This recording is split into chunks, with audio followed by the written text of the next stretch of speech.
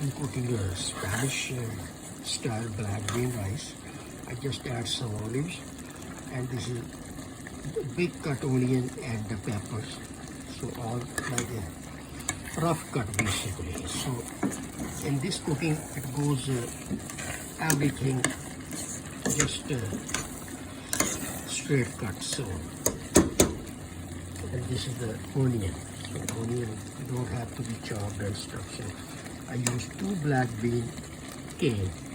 So the in cane and 2 cup of rice and 1 bottle of olives, green olives, which is comes like a 25 to 20 to 25 olives in there. So I add it all in there, and once water dries, dry out, then I'm going to cover it and leave it approximately 25 to 30 minutes, because the Spanish rice takes a little bit time to get steam and fully tender. So it will be like more than like a 25 to 30 minutes approximately after all the water dry out.